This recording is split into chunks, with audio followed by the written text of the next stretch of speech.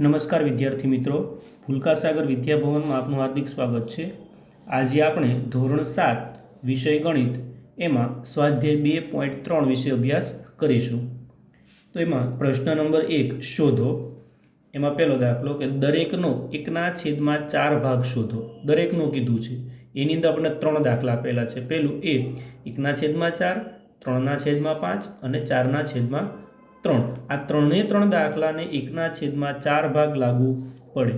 આગળના સ્વાધ્યાયમાં આપણે શીખી ગયા કે ભાગ શોધવાનો હોય એટલે હંમેશા આપણે શું કરવાનું, તો કે ગુણાકાર કરવાનું।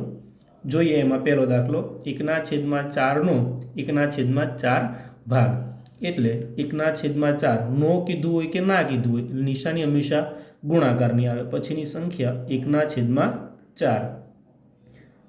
અગાઉ કીધું હતું એમ કે ગુણાકારની નિશાની હોય, અંશ અને છેદમાં જો છેદ ઉડતા હોય તો આપણે છેદ ઉડાડવાના। જો છેદ ન ઉડે, અંશનો અંશ સાથે ગુણાકાર અને છેદનો છેદ સાથે ગુણાકાર। એટલે અહીંયા 1 એકુ 1 છેદમાં ચોકે ચોકે 16। તો પહેલાનો જવાબ આવે 1/16।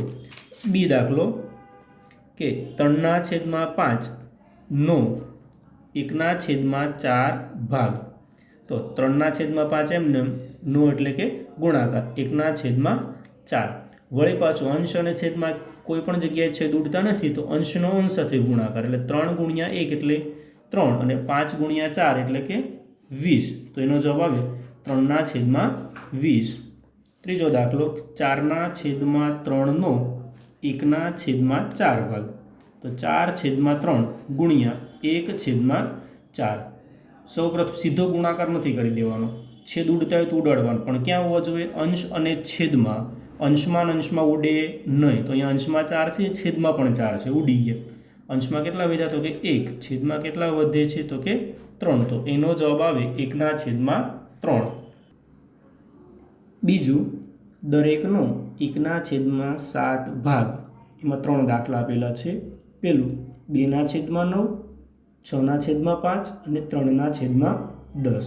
આ 3 દાખલાને 1/7 ભાગ આપણે શોધવાનો। આગળના દાખલા જોયા તેની જેમ જ એ દાખલો 2/9 જે રકમ આપી હતી તેનો 1/7 ભાગ।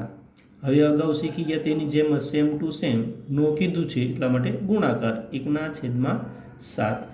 હવે પાછું જોવાનું અંશમાં અને છેદમાં કોઈ છેદ ઉડતા નથી તો અંશનો અંશ સાથે ગુણાકાર એટલે કે 2 એકુ 2 છેદમાં 7 × 9 = 63। તો આનો જવાબ આવશે 2/63। બીજો બી દાખલો 6/5 નો 1/7। તો 6/5 ગુણ્યા 1/7। અંશ અને છેદમાં અહીંયા પણ કાંઈ ઉડે એમ નથી તો અંશનો અંશ સાથે ગુણાકાર એટલે કે 6 એકુ 6 છેદમાં 5 + 35। તો આનો જવાબ આવશે 6/35। સી દાખલો 3/10 ગુણ્યા 1/7। 1/7 3 દાખલાને લાગુ પડે એનું લખીએ એક વખત। હવે 3/10 ગુણ્યા 1/7 અહીંયા પણ છેદ ઉડે એમ નથી તો 3 એકુ 3 છેદમાં 10 + 70। તો એનો જવાબ 3/70 થાય। પ્રશ્ન નંબર 2 ગુણાકાર કરો અને અતિ સંક્ષિપ્ત સ્વરૂપમાં દર્શાવો જો શક્ય હોય તો। તો ગુણાકાર કરો એવું સૂચનામાં કીધું છે, જે આપણે આગળના સ્વાધ્યાયમાં આપણે શીખી ગયા કે ગુણાકાર કરવાનું હોય તો અંશ અને છેદ ઉડતા હોય ઉડાડવાના, નહીતર અંશનો અંશ સાથે અને છેદનો છેદ સાથે ગુણાકાર। અને શબ્દ એવો છે કે અતિ સંક્ષિપ્ત રૂપ કે સ્વરૂપ। અતિ સંક્ષિપ્ત એટલે ટૂંકામાં ટૂંકું રૂપ, એટલે કે જેટલા છેદ ઉડે અંશ અને છેદમાં ઉડાડવાના, અને જો શક્ય હોય તો, જો ઉડતા હોય તો જ, બાકી એમને એમ આપણો જવાબ રહેશે। તો પહેલો રકમ 2/3 ગુણ્યા 2.2/3। હવે આ સંખ્યા અપૂર્ણાંક છે, જ્યારે આ સંખ્યા કેવી અપૂર્ણાંક છે? તો કે મિશ્ર સંખ્યા એટલે કે મિશ્ર અપૂર્ણાંક। જ્યારે મિશ્ર સંખ્યામાં હોય રકમ ત્યારે પહેલાં આપણે એને અશુદ્ધ અપૂર્ણાંકમાં ફેરવવાની। જોઈએ આપણે 2/3। હવે અશુદ્ધ અપૂર્ણાંકમાં ફેરવો ત્યારે આપણે એવું કીધેલું છે કે છેદમાં જે સંખ્યા હોય તે અને પૂર્ણાંકમાં જે હોય તે બંનેનો ગુણાકાર કરવાનો, એટલે 2 તેરી 6, પછી તો કે અંશનો સરવાળો, 6 ને 2 8, 8/3. હવે આ અશુદ્ધ પૂર્ણાંકમાં થઈ ગઈ. હવે અંશ અને છેદમાં ઉડતું હોય તો આપણે ઉડાડવાના, નહીતર અંશનો અંશ સાથે ગુણાકાર, છેદનો છેદ સાથે. હવે તમને એમ થાય 3 અને 3 ઉડી જશે, નહીં, કારણ કે બંને સંખ્યા છેદમાં છે. જો અંશમાં 3 હોત તો ઉડત, એટલે ઉડે નહીં. તો અંશનો અંશ સાથે ગુણાકાર, એટલે 8 દુ 16 અને છેદમાં 3 તેરી 9. આ આપણો જવાબ. પણ કીધું છે કે અતિ સંક્ષિપ્ત રૂપમાં, છેદ તો નથી ઉડવાના. અંશ કેવો જવાબમાં આવ્યો આપણો? મોટો. અંશ મોટો હોય તો એને અશુદ્ધ પૂર્ણાંક કહેવાય, તો આપણે તેને મિશ્ર સંખ્યામાં ફેરવવો પડે. આ પણ જવાબ જ ગણી શકાય, પરંતુ આપણે મિશ્ર સંખ્યામાં ફેરવી દેવાનું. મિશ્ર સંખ્યામાં કેમ ફેરવવું અગાઉ પણ આપણે શીખી ગયા કે છેદમાં જે સંખ્યા હોય તેની તેમને મૂકી દેવાની. હવે 9ના ઘડિયામાં 16ને વધવાનું નથી, તો કે 9 એકુ 9, 9 દુ 18, 18 વધી જશે, તો કે 1 વડે જ ભાગ ચલાવો, 9 એકુ 9, 9માં કેટલા ઉમેરો તો 16 થાય, તો કે 7. તો 1.7/9 આપણો જવાબ આવે. જો આમ ન ખબર પડે તો તમને ભાગાકારની રીત અગાઉના આપણે વિડીયોમાં જોઈ ગયા, એ રીતે પણ આપણે કરી શકાય. દાખલા નંબર 2, 2/7 ગુણ્યા 7/9. અહીંયા આપણે બંને સંખ્યા અપૂર્ણાંકમાં છે, મિશ્ર સંખ્યામાં આપેલી નથી, એટલે એમને મૂકી દીધું. હવે ઉડેમ સંખ્યા શું છે? તો કે 7 અંશમાં પણ છે અને છેદમાં પણ છે. તો 7 7 ઉડી ગયા. અંશમાં કેટલા વધે છે? તો કે 2. છેદમાં કેટલા? તો કે 9.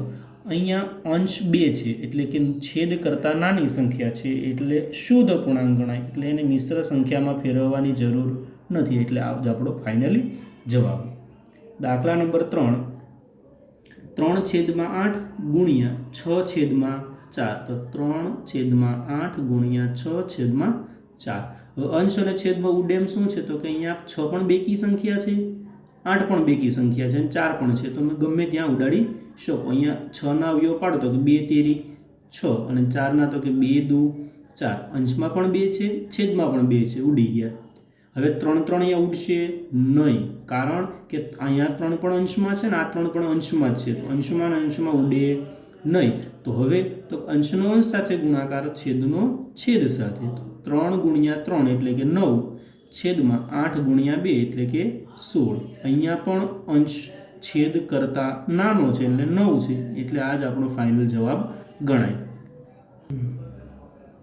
દાખલા નંબર 4, 9/5 ગુણ્યા 3/5. તો 9/5 ગુણ્યા 3/5. અંશ અને છેદમાં કંઈ ઉડે એમ નથી, ભૂલથી છેદમાં અને છેદમાં ઉડાડવાના નથી. તો 9 તેરી 27, છેદમાં 5 ગુણ્યા 5 એટલે 25. હવે અંશ અહીંયા મોટો છે, એટલે આપણે એને મિશ્ર સંખ્યામાં ફેરવવા પડે. તો કીધું એમ કે છેદમાં જે સંખ્યા હોય તેની તે લખી જ દેવાની. 25ના ઘડિયામાં 27થી વધવાનું નથી, એટલે 25 એકુ 25. 25માં આપણે 2 ઉમેરો એટલે 27 થાય. તો આપણો જવાબ 1.2/25 થાય. દાખલા નંબર 5, 1/3 ગુણ્યા 15/8. 1/3 ગુણ્યા 15/8. અંશમાં અને છેદમાં ઉડેમ છે, 3 ગુણ્યા 5 એટલે 15 થાય. 3 3 ઉડી ગયા. કેટલા વધે? તો કે 5 એકુ 5/8. અહીંયા અંશ નાનો છે, એટલે કે 5/8 આપણો ફાઇનલ જવાબ. દાખલા નંબર 6, 11/2 ગુણ્યા 4/5. અહીંયા છેદ ઉડેમ છે, 2 દુ 4, તો 2 અને 2 ઉડી ગયા. વધે કેટલા? તો કે 11 ગુણ્યા 2 એટલે 11 દુ 22, 22/5. અહીંયા અંશ મોટો છે, તો મિશ્ર સંખ્યામાં ફેરવવું પડશે. તો 5 મૂકી દીધા. 5ના ઘડિયામાં 22થી વધવાનું નથી, એટલે 5 ચોકુ 20, 20 ને 2 22. તો 4.2/5 આપણો જવાબ. દાખલા નંબર 7, 4/5 ગુણ્યા 12/7. 4/5 ગુણ્યા 12/7. અંશમાં છેદમાં કંઈ ઉડેમ નથી, અહીંયા 4 તેરી 12 નથી કરવાનું, અંશમાં અંશમાં છે. તો અંશનો સાથે ગુણાકાર કરતો 12 ચોકુ 48 અને છેદમાં 7 પંચા 35. વળી પાછો અંશ અહીંયા મોટો છે, તો મિશ્ર સંખ્યામાં ફેરવવું પડશે. છેદમાં 35 મૂકી દીધા. 35 એકુ 35. 35માં કેટલા ઉમેરો તો 48 થાય. તો 35માં 13 ઉમેરીએ તો આપણે 48 થાય. એટલે એનો જવાબ આવે 1.13/35.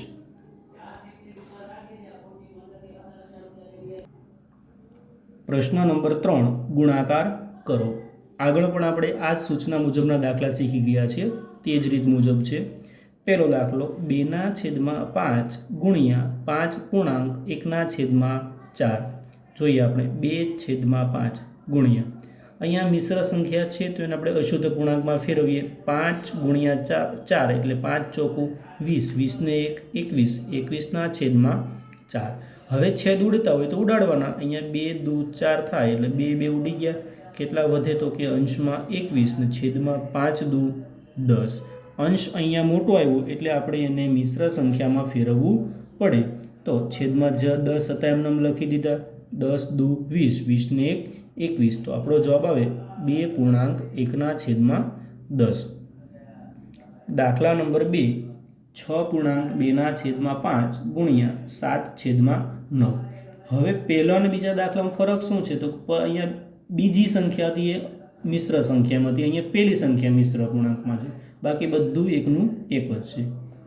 6 × 30, 30 ને 2 32, 32/5 ગુણ્યા 7/9.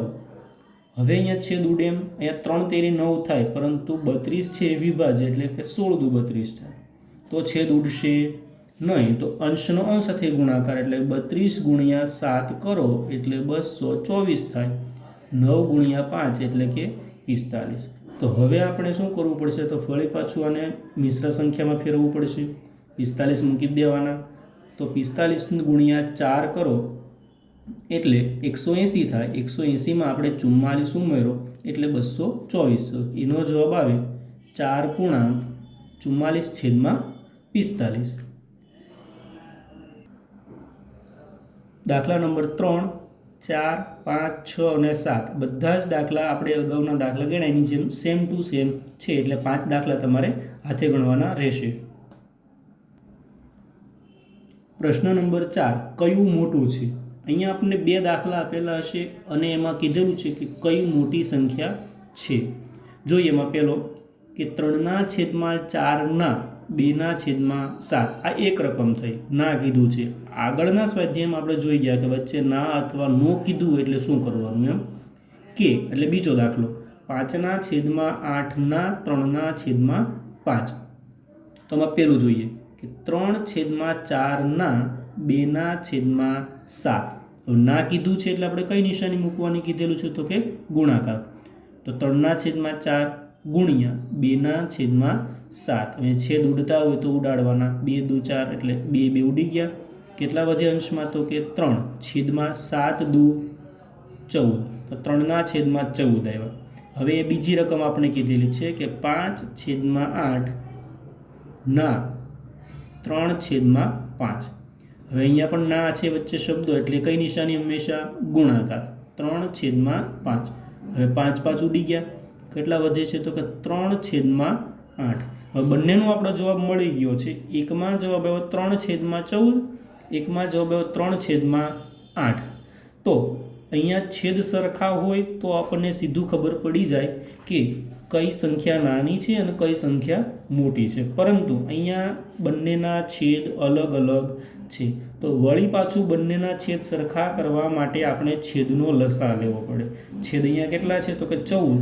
અહીંયા કેટલા છે? તો કે 8. તો છેદનો લસા આપણે છેદમાં કઈ સંખ્યા છે? તો કે 14 અને 8. 14 અને 8નો લસા આપણને મળશે 56. હવે આપણે બંને લસા લીધો 56.